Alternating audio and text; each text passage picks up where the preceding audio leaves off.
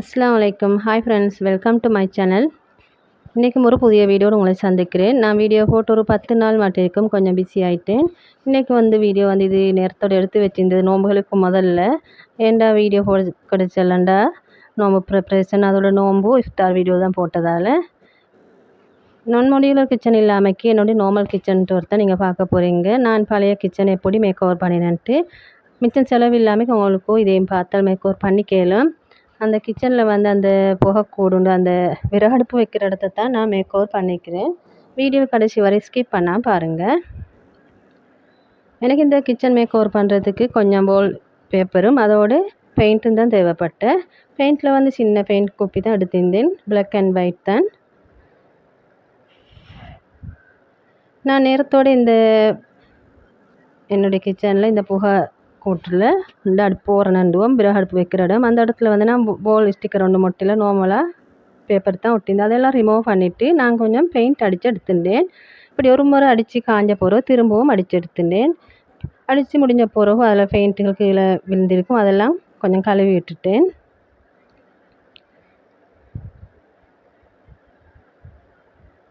கழுவின பிறகு போலில் ஹேங்கர் பண்ணியிருந்த ஹேங்கர் எல்லாம் நான் கொஞ்சம் பெயிண்ட் அடித்து எடுத்தேன். ஏன்டா அது கொஞ்சம் துருப்பிடித்திருந்தேன். அப்போ பிளாக் பெயிண்ட்டு தான் அடித்து எடுத்துட்டேன். இதுக்கு ஒயிட் பெயிண்ட்டும் இருந்தாலும் நல்ல, ஆனால் நான் பிளாக்கே அடித்து எடுத்துட்டேன். இது எல்லாம் ஒரே நாள் எடுத்த வீடியோவில் கொஞ்சம் கொஞ்சமாக எடுத்து இது ஒரு நாள் எடுத்து இந்த பெயிண்ட் அடித்ததெல்லாம் காய வச்சணும்.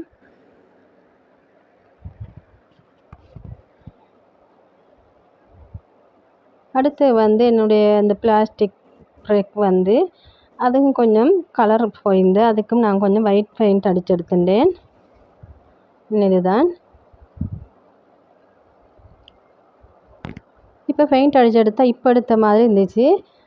அடுத்து இன்னொரு பிளாஸ்டிக் ரேக் இருந்து அதையும் நான் அதில் ஸ்டாண்டுக்கு தான் நான் பிளாக் கலர் அடித்து எடுத்தேன். ஸ்டாண்ட் நான் இந்த இந்த ஸ்லோன் பைப் அதைத்தான் கட் பண்ணி எடுத்துனேன், எல்லாம் ஒரே அளவாக எடுத்து அதுக்கு நான் இப்படி பிளாக் கலர் அடித்து எடுத்துட்டேன். அடித்து காய வச்சு எடுத்துக்கணும். எடுத்துக்கு நான் இப்போ ஃபிட் பண்ணிட்டேன்.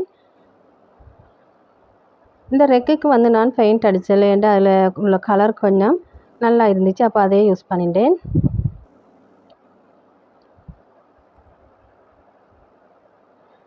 அடுத்து இந்த தாவரங்கள்ட பூ கொஞ்சம் பிளான்ட் வைப்போம்ட்டு இந்த தயிர் சட்டி இருந்தேன், அதுக்கும் இப்படி பெயிண்ட் பண்ணி எடுத்துட்டேன்.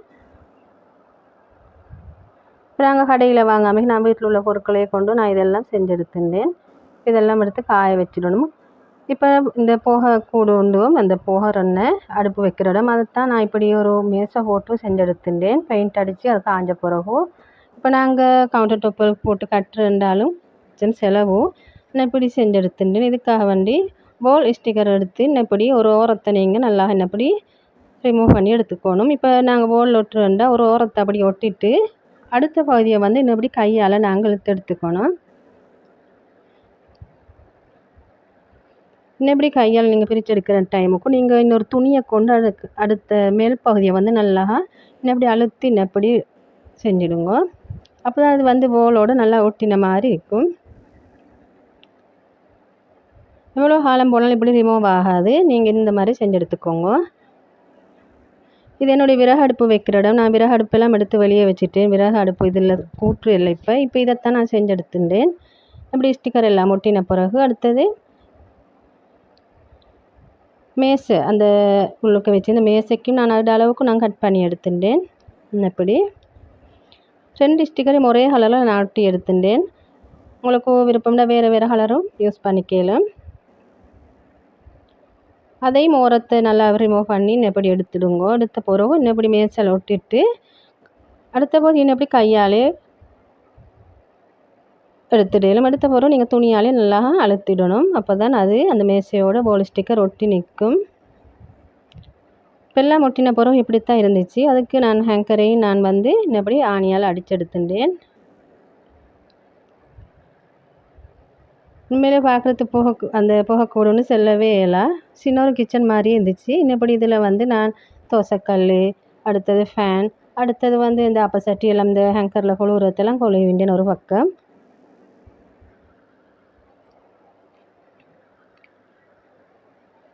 அடுத்த பக்கத்துக்கு நான் ஸ்பூன் அதோட இந்த ஸ்பூன் வகைகள், அடுத்தது வந்து இந்த கரட் துருவுறது, ஆனால் பொரிக்கிறது, அந்த பால்கள் வடிக்கிறது அதெல்லாம் இன்னபடி கழுவி எடுத்துட்டேன்.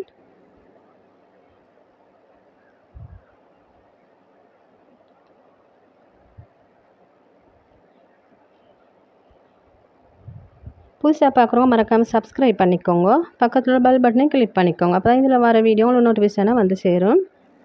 இப்போ அடுத்தது வந்து என்னுடைய கிளாஸ் கண்டெய்னர் இருந்த இந்த காஃபி போத்தல், நெஸ்காஃபி போத்தல், அடுத்தது தேன் பானி, அடுத்தது வந்து இது ஜேம் போத்தல் எல்லாத்துலேயும் மூடி வந்து வேறு வேறு கலரில் இருந்து அதுக்கு நான் வந்து பிளாக் கலர் அடித்து காய வச்சு எடுத்துட்டேன். இந்த ரெக்கும் வந்து வுடன் கலரில் தான் இருந்து அதுக்கு ஒயிட் கலர் அடித்து காய வச்சு எடுத்துட்டேன். இப்படி தான் எல்லாம் அடுக்கி வச்சுட்டேன். அடுத்து வந்து இந்த மிளகாய்த்தூள், இந்த மல்லித்தூள் போடுற பாஸ்கெட் ஒன்றும் இருந்து பழையதான், அதையும் க்ளீன் பண்ணி இன்னப்படி போட்டு வச்சுட்டேன். எங்களுக்கு ஒரு பாக்ஸ் எடுத்தால் இன்னப்படி 2 சாமானும் எடுத்துடலும் இதிலிருந்து சமையலுக்கு. இதில் ஒரு ஸ்பூனையும் போட்டு வச்சுட்டேன். மீதமுள்ளத்தை வேறு கண்டெய்னரில் போட்டு வச்சுட்டேன். ஏன்னா அப்போ எங்களுக்கு பெரிய பொட்டல்கள் எடுக்க தேவையில்லை சமையல் டைமுக்கு. இன்னப்படி சின்னத்தை எடுத்தாலே போதும்.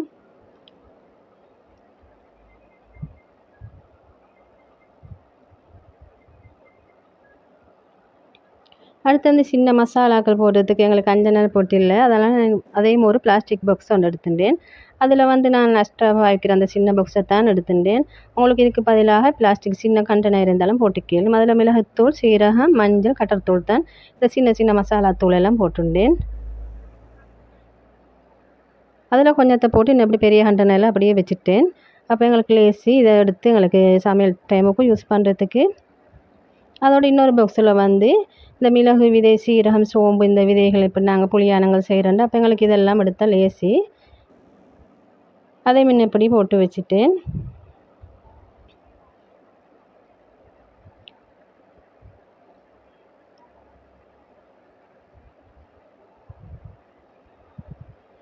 இது ஒன்றும் காசு கொடுத்து வாங்கல, வீட்டில் உள்ள பொருட்களை கொண்டு செஞ்சு எடுத்துனேன். இது வந்து இந்த தாளிப்புக்கு தேவையான கடுகு, வெந்தயம், பட்டை, கிராம்பு, ஏலக்காய் அந்த மசாலாக்கள் தான். இப்போ அதையும் இன்னப்படி போட்டு அதையும் ஃபில் பண்ணி வச்சுட்டேன்.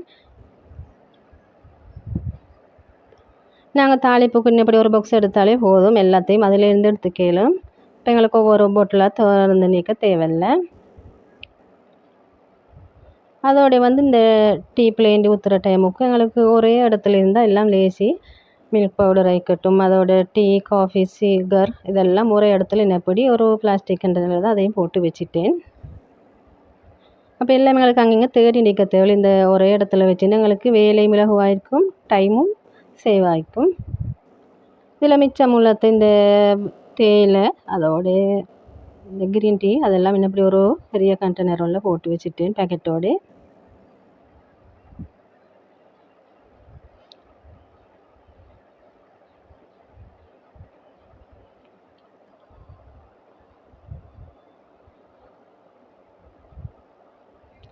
அடுத்து வந்து இந்த கட்டிங் போர்ட் அதையும் எடுத்து வச்சுட்டேன். எனக்கு மிச்சம் இந்த கட்டிங் போர்ட் தேவைப்படாதுன்னு நினைக்கிறேன். அடுத்து வந்து க்ளவுஸ், இதையும் வந்து ஒரு பிளாஸ்டிக் பேக்கெட் வந்து அதில் போட்டு இன்னப்படி அதையும் எடுத்து வச்சுட்டேன். ஏன்னா இந்த க்ளவுஸ் வந்து எனக்கு அடிக்கிறதுக்கு தேவைப்படும்ன்றதால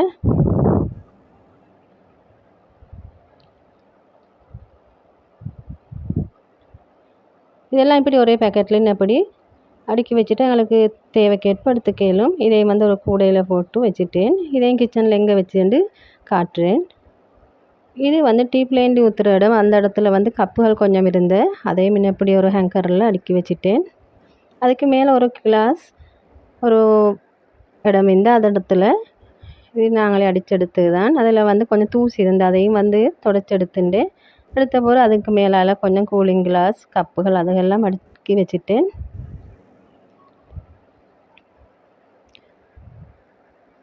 இது வந்து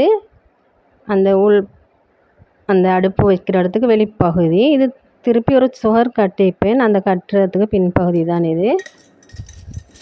அதோடய சின்ன ஸ்பூனுகள் எல்லாம் ஒரு கிளாஸ் கண்டெய்னரில் போட்டுட்டேன். ஏன்னா எங்களுக்கு சின்ன ஸ்பூன் தேடுறது டைம் போகிற அதத்தால் இப்படி நீங்கள் வச்சுட்டா உங்களுக்கும் லேஸ் ஆகிக்கும். அதோட இந்த இஞ்சி டீ போடுற அந்த இஞ்சி இருக்கிற உரல், அதோட கிளாஸில் வந்து கொஞ்சம் ஸ்பூன், அதோட ஃபோர்க் இதெல்லாம் போட்டு வச்சுட்டேன். இப்போ கவுண்டர் டாப்புக்குள்ளால் வந்து கொஞ்சம் சீமெந்ததால் இன்னப்படி ஒரு காப்பட் போட்டுண்டேன். வீட்டில் இருந்ததால் இதை அப்படியே வெட்டி எடுத்து போட்டுண்டேன். இதுவும் காசு கொடுத்து வாங்கல, எல்லாம் வீட்டில் உள்ள பொருட்கள் தான். இதில் வந்து இந்த நாங்கள் கறியாக்குற அந்த மூடுற அந்த மூடிகள் மண்ணாலானதும், அடுத்தது சில்வர். இந்த கூடையில் வந்து வெங்காயம், பூண்டு, அதோட கிழங்கு இருந்தது போட்டுட்டேன். இந்த கவுண்டர் டாப்பு கீழே இங்கே வந்து கீழே வந்து டஸ்ட்பினும் அதோட இந்த தண்ணியும் வச்சுருந்தேன். இது வந்து நான் கட் பண்ணியிருக்கிறேன் கொஞ்சம் வால் பேப்பர், கொஞ்சம் டெக்கரேட்டிவ் தான், பார்த்துக்கோங்க எப்படின்ட்டு.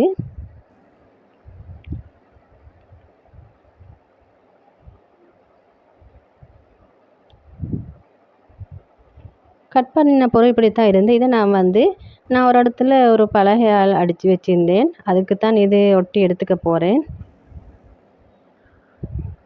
இன்னும் இந்த இடம் தான் அது கொஞ்சம் கம் பூசி இன்னப்படி அதை வந்து நான் ஒட்டினத்து இதில் ஒட்டி எடுத்துக்க போகிறேன்.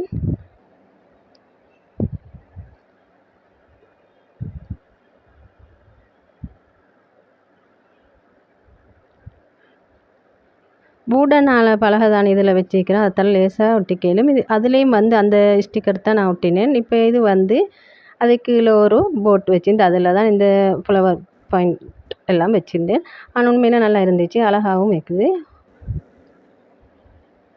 இது வந்து உள்பகுதியில் வந்து ஒரு பிளாஸ்டிக் ட்ரெக் தான், அதில் வந்து இந்த மீதமுள்ள மசாலாக்கள், அது கீழ்ப்பகுதியில் வந்து சின்ன மசாலாக்கள் எங்களுக்கு கறிக்கு சமைக்கிறதுக்கு உதவுறது, அவசரத்துக்கு எங்களுக்கு எடுத்துக்கவும் மேலும். அடுத்து வந்து இந்த நாங்கள் கவுண்டர் டாப்பு கிட்ட எங்களுக்கு சிங்க் பகுதியிலையும் கேஸ் ஸ்டவ் கிட்ட இருந்தால் நாங்கள் மிச்சமான நேரம் நின்று நிற்போம். அந்த டைமில் வந்து கால்களில் கொஞ்சம் வலிகள் ஏற்படும். இந்த காப்பட்டுகள் போட்டவங்களுக்கும் மிச்ச நாளைக்கு அப்படிகள் ஏற்படாதுன்னு நினைக்கிறேன். நான் வீட்டில் இருந்து இந்த கலர் காப்பட் தான், அதைத்தான் வெட்டி ஒரே அளவாக நீட்டத்துக்கே போட்டுண்டேன். எங்களோட கிச்சன் வந்து டைல்ஸ் போட்டதில்லை, நார்மல் சீமெந்து போட்டது தான். அதுக்கு இன்னபடி காப்பட் கொஞ்சம் வெட்டி போட்டுண்டேன். உங்கள்கிட்ட இப்படி இருந்தால் போட்டுக்கலாம், இல்லாட்டி அந்த இடத்துக்கு சின்ன சின்ன காப்பட் போட்டுக்கோ மேலும். நான் எப்படி நீட்டத்துக்கே போட்டுண்டேன்.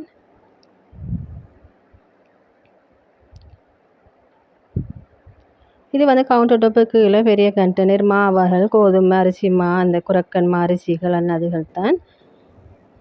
சிங்கில் வந்து அந்த எச்சி தண்ணிகள் ஊற்றுறது, டஸ்ட்பினில் வந்து தாள் பேப்பர் அதுகள் போடுறது அதுகள் தான்.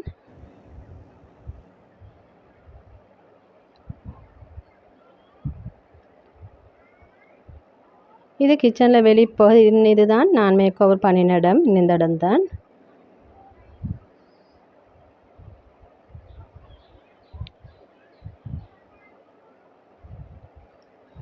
இது வந்து என்னுடைய கேஸ் ஸ்டவ். நான் வேலை முடிஞ்ச தொடச்சிட்டு நான் அப்படியே மூடி வச்சிடுவேன்.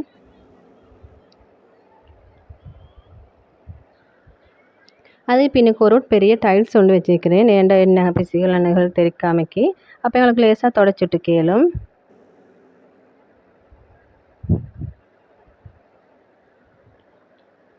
இந்த கண்டெய்னர்களை ஓட்ஸ், ரவா, அன்னப்படி, சவ்வரிசி, அதோட கடலைமா, வெந்தயம், சீரகம் அதெல்லாம் போட்டிருக்கிறேன். இது வந்து என்னுடைய உப்பு வைக்கிற தூள் உப்பு, அதோட கல் உப்பு கரைச்சி அதுக்கு இன்னப்படியான இடத்துல தான் நான் வச்சுக்கிறேன்.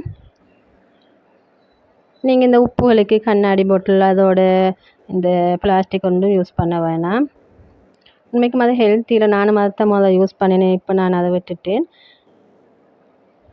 அதோட வந்து இந்த அடுப்பு வச்சு இருந்த இடம் தான் இன்னப்படி இருந்துச்சு. இதை வந்து இன்னப்படி கொஞ்சம் பூத்தாள் இருந்துச்சு, அதைத்தான் ஒட்டி வச்சுட்டு இன்னுதான் அந்த அடுப்பு இருந்த இடம் அதெல்லாம் ரிமூவ் பண்ணிவிட்டு இது வந்து உப்பு கல்லுப்பு போட்டு வச்சுக்கிறேன் ஒரு மண் பானையில். என்னுடைய கிச்சன் இப்படி தான் இருந்துச்சு. உண்மைக்கும் உங்களுக்கும் இதை பார்க்குற டைமுக்கு ஐடியா கிடச்சிருக்குன்னு நினைக்கிறேன். இந்த வுடன் ரெக் மேலுக்கு வந்து கொஞ்சம் திங்ஸும் அதே மடக்கி வச்சுருக்கிறேன். முதல் ஃபஸ்ட்டுக்கு வந்து இந்த கூடையில் வந்து இந்த paper, foil paper, plastic paper அதுகள் தான் வச்சுக்கிறேன். அதோட இந்த கொஞ்சம் டிஷ்யூ பேப்பர், அதோட கொஞ்சம் திங்ஸுகள், இதில் தான் நான் க்ளவுஸ் எல்லாம் போட்டு வச்சுக்கிறேன் இந்த கூடையில். இது வந்து என்னுடைய பிளேட்டுகள் வைக்கிற ரெக் தான் இது. அதுலேயும் கொஞ்சம் திங்ஸ் வச்சுக்கிறேன். இது சாப்பாட்டு மேசை ஒருத்தரும் இருந்து சாப்பிட மாட்டாங்க. ஆனால் சாப்பாட்டை நான் வச்சு மூடுவேன் அதில் தான். நாங்கள் எப்போவும் தரையில் தான் இருந்து சாப்பிடுவோம். இன்னும் இப்படி தான் இருந்தது என்னுடைய கிச்சன். இது வந்து வெளிப்பகுதி கிச்சனில், அது மேல் பகுதி பெரிய பானைகள் அன்னதுகள் அடுக்கி வச்சுக்கிறேன். இது வந்து டீ ஊற்றுற இடம், டீ பிளான்ட்டுகள். இந்த சின்ன கவுண்டர் டாப்.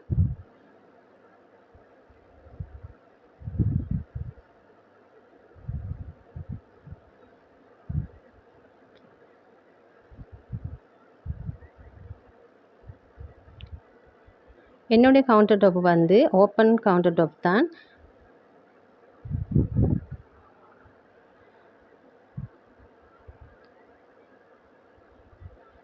வாங்க எப்படின்ட்டு கிச்சனை பார்ப்போம். இது வந்து கிச்சன் உள்பகுதி இடம், உள் போகிற இடம். வலது பக்கத்தில் ஃப்ரிட்ஜ்.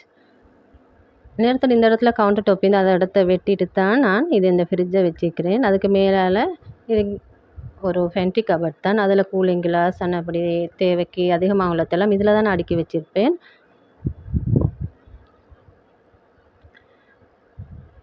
ஃப்ரிட்ஜ் முடிஞ்சதோடய ஒரு சின்ன ஃபிஷ் டேங்க் உண்டு. இதுக்கு முதல்ல உள்ள வீடியோவில் நீங்கள் பார்த்துருப்பீங்க இந்த ஃபிஷ் டேங்க்.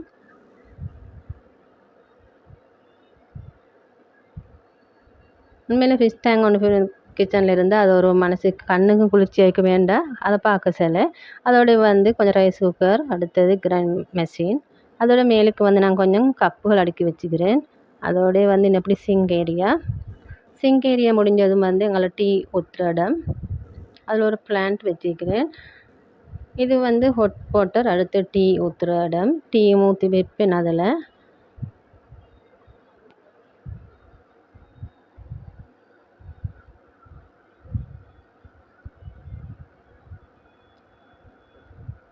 நான் இந்த இடத்துல வந்து சோறுக்கு வந்து வேறு கலர்லேயும், அந்த கவுண்டர் டாப்புக்கு வந்து வேறு கலர்லேயும் தான் ஸ்டிக்கர் ஒட்டினேன்.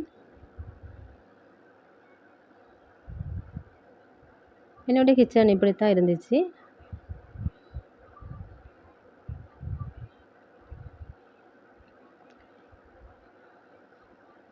என்னுடைய கிச்சன் எப்படின்னு நீங்கள் மறக்காமல் லைக் பண்ணி, ஷேர் பண்ணி, மறக்காமல் கமெண்ட் பண்ணுங்கள். உங்களுக்கும் இதால் உங்களுக்கும் ஐடியா கிடைச்சிருக்குன்னு நினைக்கிறேன்.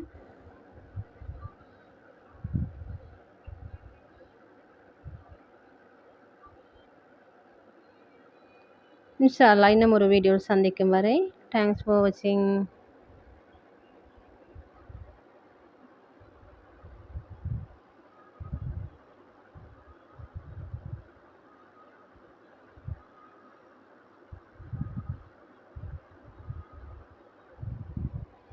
அஸ்ஸலாமு அலைக்கும் வரஹ்மத்துல்லாஹி வபரகாத்துஹு.